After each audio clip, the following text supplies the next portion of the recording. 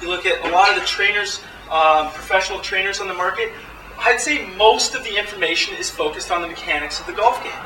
Okay? Now, if you're anything like I was, I went through learning about the mechanics and applying the mechanics for about 10 years.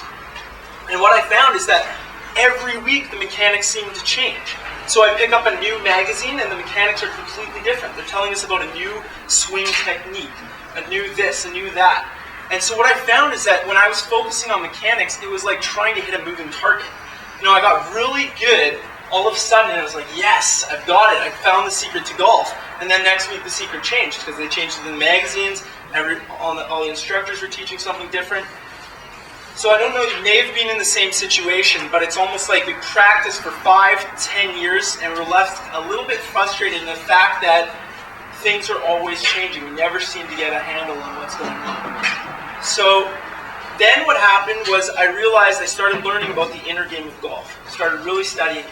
And what I realized about the inner game of golf, which is far different than the mechanics, is that the inner game is based on principles that do not change. Exercises that do not change.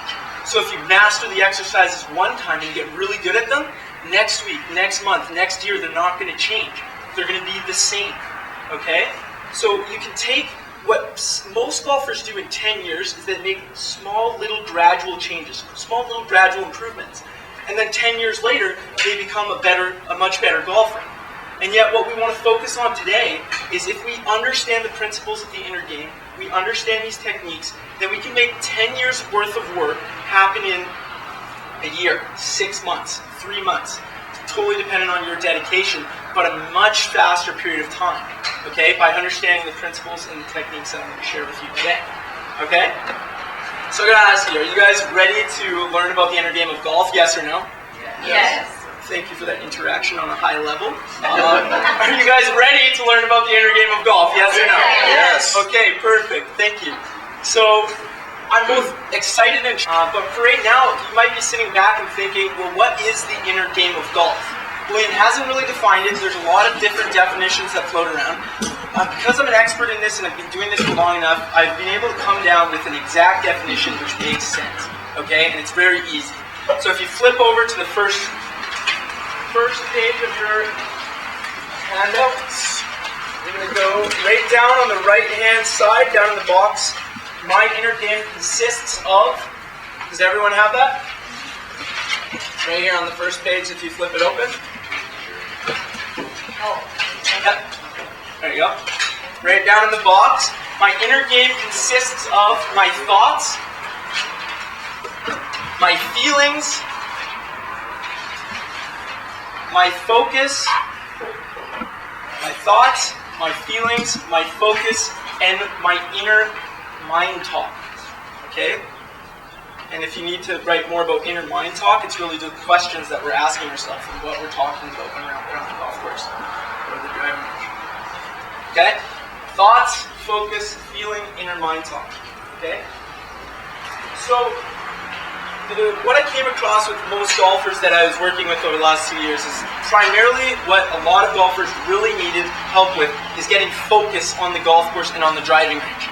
You know, we get out onto the driving range, and if we don't know what to focus on or what to do, our driving range session tends to look a little bit like this. Okay? You wonder, like, what is with my wrists or my shoulders? Hips, right? Or maybe it's where I'm walking, or my fingers. Stopping playing golf at my very best when I was getting my best results when I was about 17. And I started playing again when I was 20 and started hitting balls. And I'm like, oh my God, this is terrible. He's like, I am playing, like it was gross. And I started asking myself, well, what was I doing when I was able to play great golf versus what I'm doing right now? Which is, here's what I was doing. Okay? Look something like, you've seen it already a little bit. Like, okay, not that one. I'll just lean harder now. And like, yeah, just grip up a little harder, right? Like really grip the thing so it's, right? So it's something like that. And here's the thing, is when I was playing before, when I was a lot younger, which some of you might be like, you're still a baby. When I was a little bit younger, it was something like that, right? So you can imagine that going from that to that looks pretty gross, right? For the position that I was in at the time. Now what I realized is what happens for most golfers at the start of the golf season. Okay? They're hot off the lap, okay? So the subconscious mind controls 96 to 98% of our habitual patterns of behavior. Okay? So you'll want to write down that number to remember that. 96 to 98%. So who here, with a show of hands, would say golf is primarily a habitual game? That we do routines and things over and over again. Who here, with a show of hands? Does everyone agree that it's a pretty habitual thing? We do the same thing over and over again. Okay? For some of us, it's not what we want. For some of us, it's what we want. Okay? But it is a routine.